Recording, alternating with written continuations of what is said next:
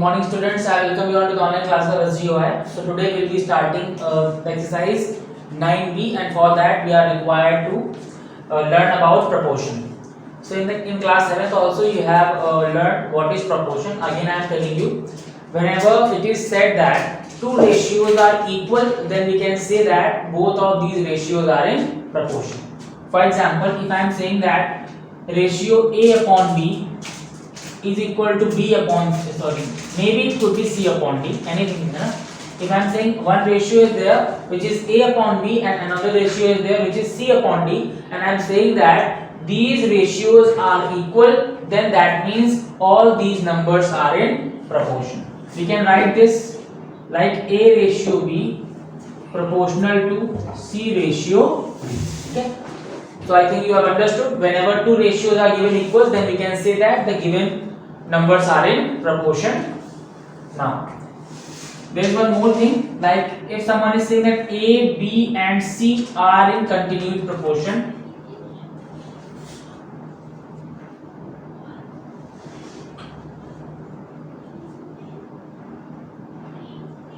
okay. If I am saying that A, B and C are in continued proportion, what does this line means? This line means that A ratio B is equal to B ratio C.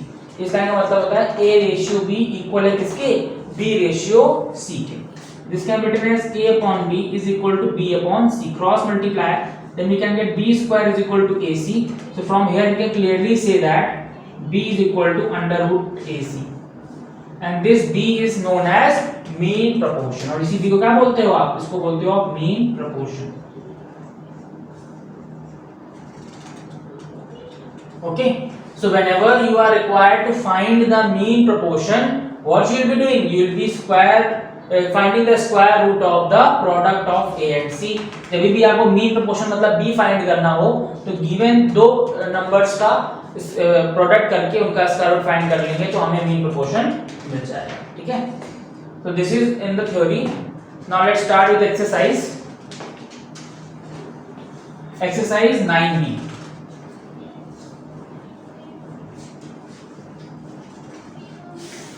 Exercise 9B, question number 1 is saying you have to tell which of the following statements are true or false. Okay. The first statement, question is 27 ratio 36. 27 ratio 36 equal to 4.5 ratio 6. ठीक है.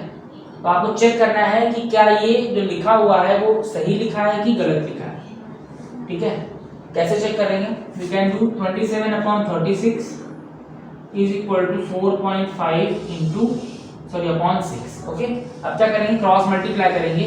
दोनों तरफ values अगर same आती है तो सही है, वरना फॉल्स है. This will give us 27 multiply by 6 is equal to 36 multiply by 4.5. ठीक है. Now, whenever we multiply 6 with 27, 6 7 is 42, 2 carry 4, 6 to the 12 plus 4, 16. Here, this can give us 5 6 30 0. जैसे ही हमने मल्टीप्लाई करना स्टार्ट ही किया था, स्टार्टिंग में ही 0 आ गया, और यहाँ पे स्टार्टिंग में 2 है तो पूरा मल्टीप्लाई करके भी जरूरत नहीं है चेक करने की. लेकिन आप चाहो क्या आपको करना पड़ेगा, यहाँ मल्टीप्लाई करके आप वैल्यू निकालोगे, वो दोनों आपस में इक्वल नहीं आएंगी, तो ये आंसर क्या होगा? This is false. Because यहाँ पे left hand side is not equal to the right hand side, therefore this statement is false. Similarly आप बाकी सारे पार्ट्स को ऐसे कर लोगे, रेशियो चेंज करके क्रॉस मल्टीप्लाई करके राइट हैंड साइड और लेफ्ट हैंड साइड को चेक करेंगे. If they are coming equal, then the statement is true, otherwise the statement is false. Okay. Now question number 2. In question number 2 also you have to do the same thing. It is asking that you have to tell whether the given 4 elements are in proportion or not. तो उसके लिए भी आपके पास वही तरीका है. Question number 2, I am telling you third part. In third part it is given 11 whole 1 upon 3, 11 whole 1 upon 3, comma 9 whole 1 upon 3, comma 8 whole 1 upon 2, comma 7. Okay. These are the numbers given. So what you have to do, first of all you have to change them into improper and then to simple ratio. This will give us 34 upon 3 comma 28 upon 3 comma 17 upon 2 comma 7. ठीक है, मैंने बोला आपको कि अगर proportion में कोई चार एलिमेंट्स होते हैं तो उनको आप क्या लिख सकते हो, उनको आप ऐसे लिख सकते हो 34 upon 3 ratio 28 upon 3 proportional to 17 upon 2 ratio 7 upon 1, है ना। अगर ये सब प्रोपोर्शन, अगर ये चारों नंबर प्रोपोर्शन में है तो वो इस तरीके से लिखे जा सकते हैं, ठीक है। And we know that whenever the four elements are in proportion तो product of mean is equal to product of extreme के इक्वल होना चाहिए। तो हम लोग पहले करेंगे प्रोडक्ट ऑफ मीन करते हैं। This will give us 28 upon 3 multiply bye 17 upon 2, ठीक है। प्रोडक्ट ऑफ एक्सट्रीम करेंगे, this will give us 34 upon 3 multiply bye 7 upon 1, ठीक है। Now 2 1s are 2, 2 14s are 28, further कुछ रिड्यूस नहीं हो रहा है तो this will give us the answer that is 17 into 14 which is equal to, I guess 17 10 या 170 and 17 4 जा 68. This will give us 170 plus 68. 8 7 plus 6 13 3 1 238. This will give us 238 upon 3. Now let's check this side. This will also give us 238 upon 3. क्योंकि LHS और RHS same values आ गई हैं, therefore we can say that they are in proportion. They are in proportion. ठीक है, अगर ये value same ना आती तो आप क्या लिखते? They are not in proportion. Okay? So I think आपको क्लियर हो गया और आप इजीली क्वेश्चन नंबर 2 के सारे पार्ट्स कर पाओगे। Now let's move to question number 3. Now question number 3 में ऑलरेडी बोल दिया गया है कि ये नंबर जो है वो प्रोपोर्शन में है और आपको सिर्फ और सिर्फ x का वैल्यू फाइंड करना है। तो this is not a big deal, you can easily solve these questions. I am solving one part for you, I am taking part number 3। Part number 3 they are given 1 whole 4 upon 5 ratio 2 whole 4 upon 5 proportion to x ratio 3 whole 1 upon 2, x ratio 3 whole 1 upon 2. Okay, so what we have to do, again we have to change these mixed fractions into improper first. This will give us 9 upon 5 ratio 14 upon 5 proportional to x ratio 7 upon 2. ठीक है, again we have to do the same thing, product of extreme या product of mean आप बोल सकते हो। Product of mean is equal to होता है product of extreme.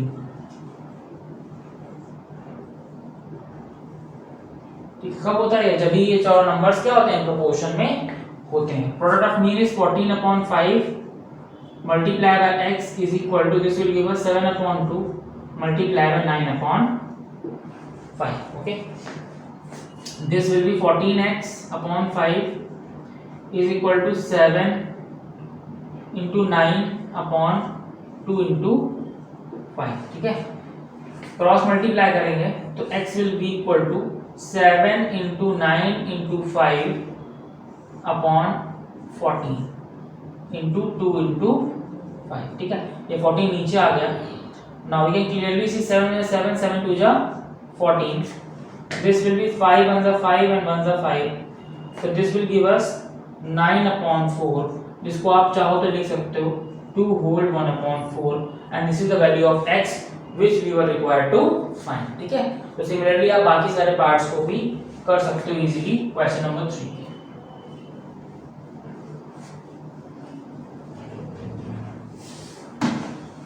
Now in question number 4 they are saying that you have to find the fourth proportion. ठीक है, fourth proportion you have to find। कैसे find करेंगे? Fourth proportion जब find करना होता है तो आप फोर्थ टर्म को x सिलेक्ट कर लेते हो या फिर फोर्थ प्रोपोर्शन को x सिलेक्ट कर लेते हो, है ना, दोनों के सेम नेम है। चलिए मैं सेकंड सॉरी लेट्स सी मैं सेकंड पार्ट बता देता हूं आपको। In second part the question is 3 whole 1 upon 3 3 whole 1 upon 3 comma 1 whole 2 upon 3 1 whole 2 upon 3 comma 2 whole 1 upon 2, 2 whole 1 upon 2। तीन एलिमेंट्स गिवन है और हमें फोर्थ प्रोपोर्शन या फिर फोर्थ एलिमेंट फाइंड करना है, तो हम क्या कर लेंगे, let fourth proportion is equal to x। ठीक है, आप क्या करोगे, फोर्थ प्रोपोर्शन को x लेट करोगे, और जैसे ही आप फोर्थ प्रोपोर्शन को x लेट करोगे क्वेश्चन बन जाएगा। इसको चेंज कर लेते हैं इम्प्रॉपर में, 3 3 9 + 1 10 upon 3, comma 5 upon 3, comma 5 upon 2, comma और फोर्थ प्रोपोर्शन को हमने x लेट किया है तो वो x हो जाएगा। फिर से सेम चीज फॉलो करेंगे, product of extreme, product of mean is equal to product of extreme, product of mean is equal to product of extreme.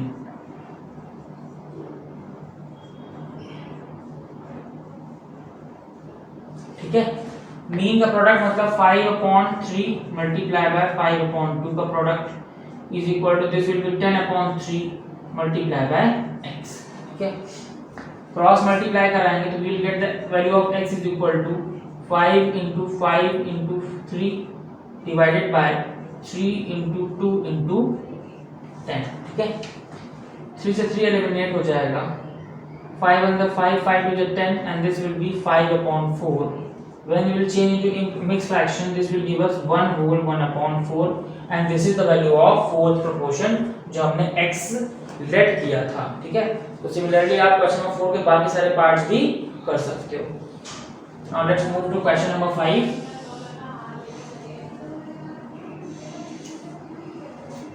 Question number 5 is saying now you have to find the third proportion। ठीक है, you have to find the third proportion। तो हम क्या करेंगे, third member को x let कर लेंगे। इसमें मैं दो पार्ट बताऊंगा आपको, part number first and part number 4। Part number first, the question is 12, 16। हम क्या करेंगे, लेट करेंगे थर्ड प्रोपोर्शन को x, लेट थर्ड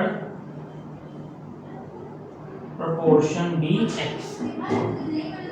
ठीक है, हम लोग थर्ड प्रोपोर्शन को x लेट करेंगे तो this will become 12, 16 and x।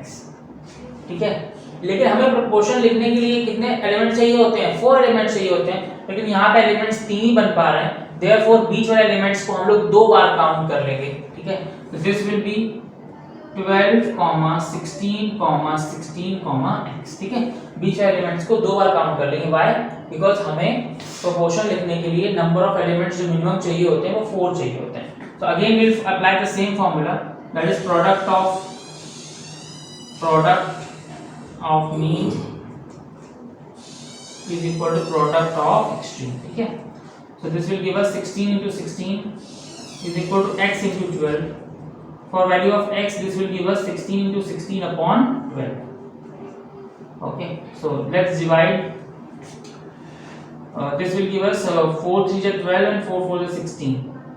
this will be 16 4 is 64 upon 3। इसको डिवाइड कर लेंगे, you will get the value of x and that will be equal to the third proportion. ठीक है, third proportion की value के equal हो।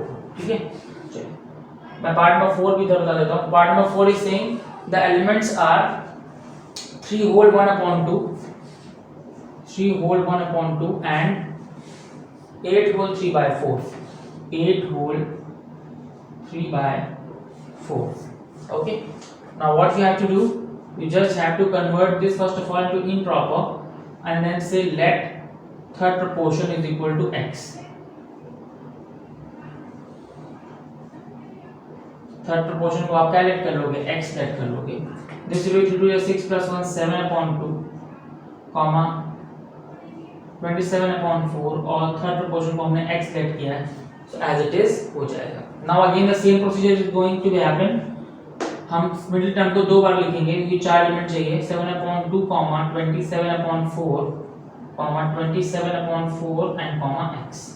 again you have to do product of extreme is equal to product of mean।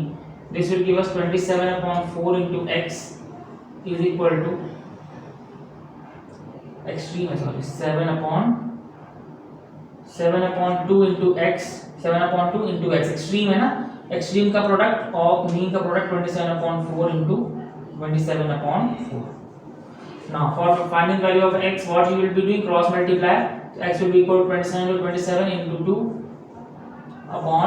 2/4 into 4 into 7. Okay, so 2 1s are 2 and 2 2s are 4. और कुछ divide होगा नहीं, तो this will give us 27 into 27/2 into 4 into 7. ठीक है, इसको solve कर लेंगे तो आपको x का वैल्यू मिल जाएगा and that will be your third proportion. Okay, now let's move to question number 6, which is saying that you have to find the mean proportion.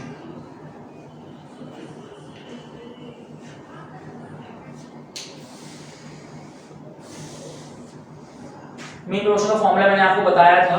ठीक है, question number 6 I am solving the first part. It is saying you have to find the mean proportion of 8 and 18. 8 और 18 का mean proportion आपको find करना है. तो आप क्या करो, let mean proportion is equal to B. हम ना मीन प्रोपोर्शन को बी लेट कर लेंगे और आपको मैंने बताया था कि बी का फॉर्मूला क्या होता है, that is equal to under root of AC. ठीक है, तो B will be equal to ए का वैल्यू 8 है और सी का वैल्यू 18 है. ठीक है, so you have to solve and you will get the mean proportion of this value. 8 और 18 का फैक्टर करेंगे हम लोग, so we will get 2 के फैक्टर्स 2 into 2 into 2, 18 के फैक्टर्स 2 into 3 into 3. ठीक है, यही फैक्टर्स होंगे. आप जानते हो अगर आप ऐसे नहीं कर पा रहे तो अलग फैक्टर करके फिर लिख सकते हो यहाँ पे, there is no problem in that. अब हमें स्क्वायर रूट से बाहर आना है तो दो के पेयर बनाने पड़ेंगे, फर्स्ट पेयर, सेकंड पेयर और इसका भी एक pair. So d will be equal to 2 into 2 into 3. So from here we can say that the answer would be 2 to the 4 3 is 12. So you can say the mean proportion is 12. है ना, mean proportion का कितना आ गया? 12 is the mean proportion of this question. Let's see one more part. Let's see part number 5. Okay. Let's see part number 5 also of this question number 6. So that I have a problem now about questions. Part number 5 is 1/7 and 4/63. Okay, चलो हम क्या करेंगे, let mean proportion is equal to B. ठीक है, mean proportion को हमने calculate कर लिया बी, और आप मीन प्रोपोर्शन का फॉर्मूला जानते हो, that is equal to under root of AC. तो बी इज इक्वल टू ए का वैल्यू है 1/7 मल्टीप्लाई बाय सी का वैल्यू है 4/63. तो B will be equal to that is 4/7 into 63. 4 के फैक्टर्स आप करोगे तो what you will get, you will get 2 into 2/7. 63 के फैक्टर्स करोगे क्या होता है, 7 and 63 होता है, तो into 7 into 3 into 3. ठीक है, एंड यू नो दैट कि जब स्क्वायर रूट के बाहर आएगा तो इसका एक पेयर, इसका एक पेयर और इसका एक पेयर बाहर आएगा. This will be 2/7 into 3, that is equal to 2/21. अब यही आपका आंसर होगा, that is the square root, और you could say this is the mean proportion of the number which you are required to find. ठीक है, चलो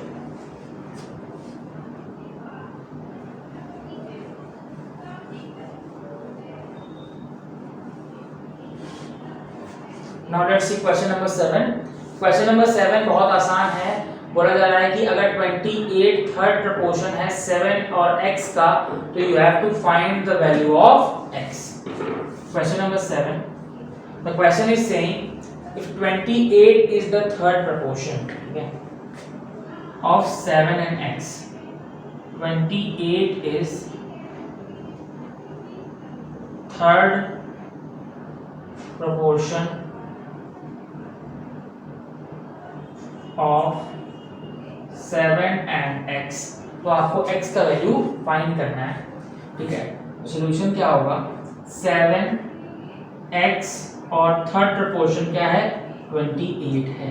ठीक है, यही जो मैंने बताया, जो प्रोपोर्शन होता है उसको उस नंबर पे लेते हैं, थर्ड नंबर पे आएगा थर्ड प्रोपोर्शन 7 और x और थर्ड प्रोपोर्शन क्या है 28, तो यहाँ पे 28 आ जाएगा। ठीक है, अब मैंने आपको यही बताया कि हमको प्रोपोर्शन लिखने के लिए एटलीस्ट क्या चाहिए होते हैं, we require at least 4 elements. 4 elements यहाँ पे है नहीं, तो बीच वाले एलिमेंट को 2 बार काउंट कर लेते हैं।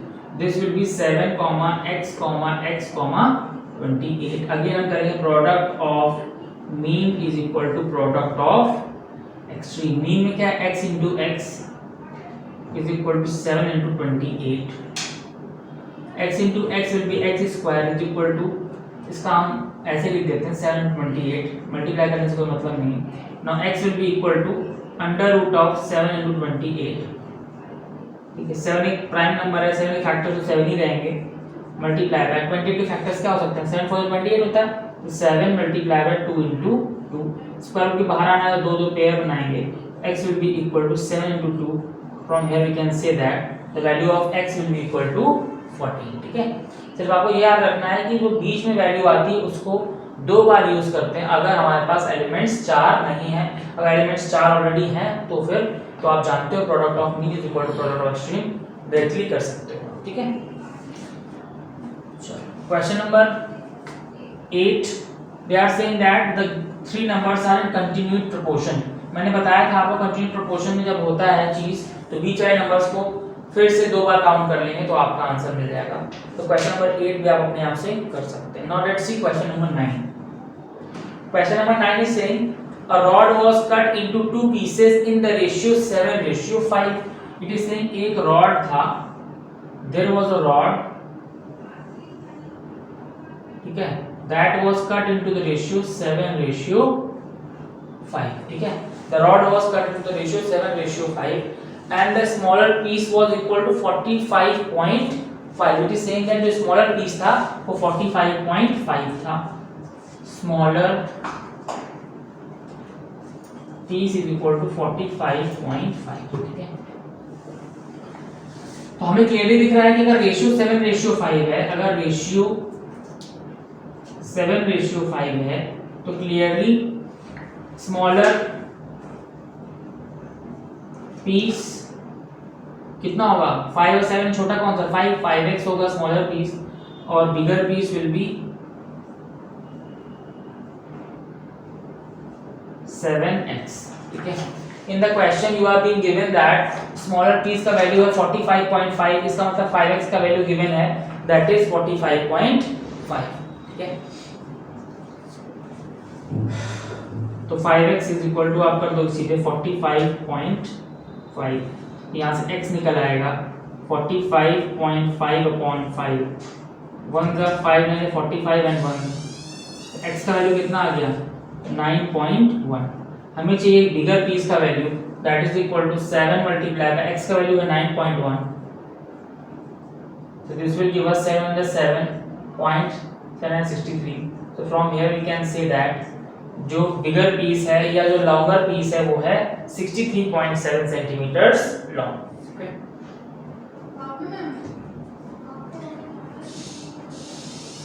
now let's see to question, move to question number 10।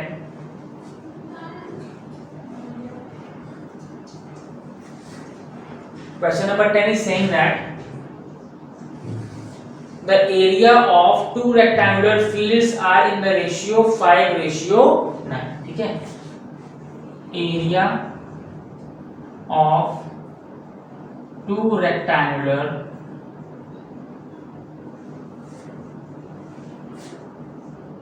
fields is equal to 5:9।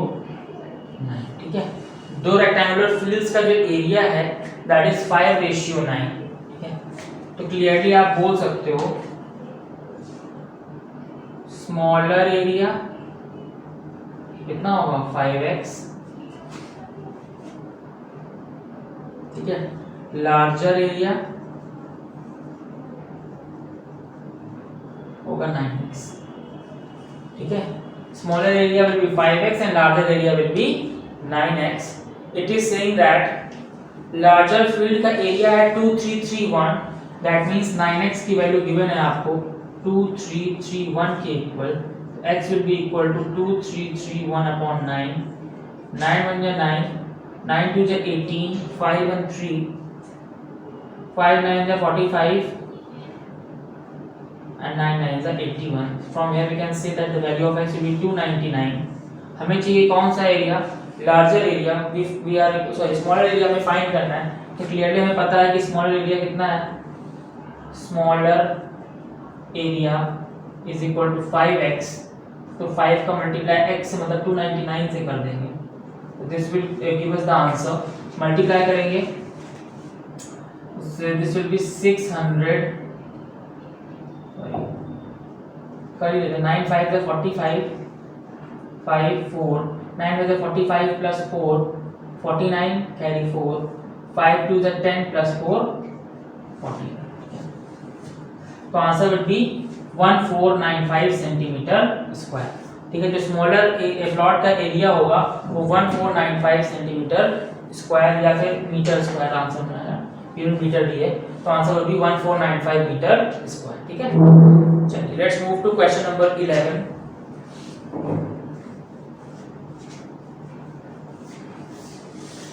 In question number 11 it is saying that what must be subtracted from 4 41 55 36 48 so that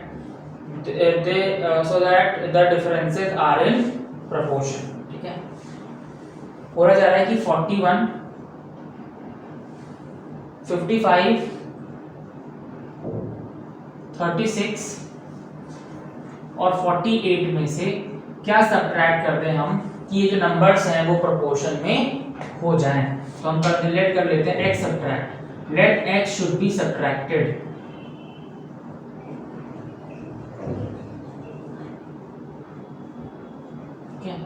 हम क्या कर ले, हम बोलते हैं कि x सब्ट्रैक्ट होगा.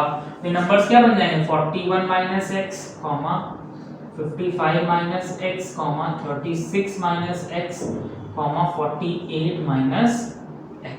ठीक है, और अगर ये प्रोपोर्शन में हो जाएंगे x सब्ट्रैक्ट होने के बाद, देयरफॉर इनको आप लिख सकते हो प्रोडक्ट ऑफ मीन, या फिर आप इनको प्रोपोर्शन के फॉर्म में भी लिख सकते हो, या प्रोडक्ट ऑफ मीन इनको प्रोडक्ट ऑफ एक्सट्रीम लिख सकते हो. Product of mean should be equal to product of extreme. ठीक है, this will be 55 minus x multiply by 36 minus x should be equal to 41 minus x multiply by 48 minus x.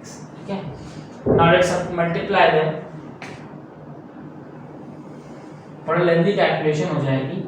ठीक है, this will be 55 into 36 minus 55x, this will be minus 36x, and this will be plus x square. Suppose this will be 41 into 48. 41 into 48 पहला term, फिर 41 का multiply minus x से होगा तो this will minus 41x, फिर minus x का multiply 48 से होगा, this will B minus 48x, और माइनस x का मल्टीप्लाई माइनस x से होगा तो प्लस x स्क्वायर. ठीक है, ये x स्क्वायर उधर जाएगा तो दोनों x स्क्वायर, ये नेगेटिव ये पॉजिटिव तो एलिमिनेट होगा. ठीक है, this will be 55 into 36 minus ये ऐड करेंगे तो कितना मिलेगा, 91x is equal to this will be 41 into 48 minus this will be 89x. ठीक है, इसको उधर ले जाए पॉजिटिव हो जाए, इसको उधर ले नेगेटिव हो जाएगा. This will be 55 into 36 minus 41 into 48 is equal to minus 89 plus 91x. यहाँ से 2x मिलेगा. ठीक है, दिस विल बी, यहाँ से अगर हम कॉमन ले लें 12 तो 12 कॉमन लेने में मिलेगा 55 into 3 माइनस 41 into 4, this will be 2x.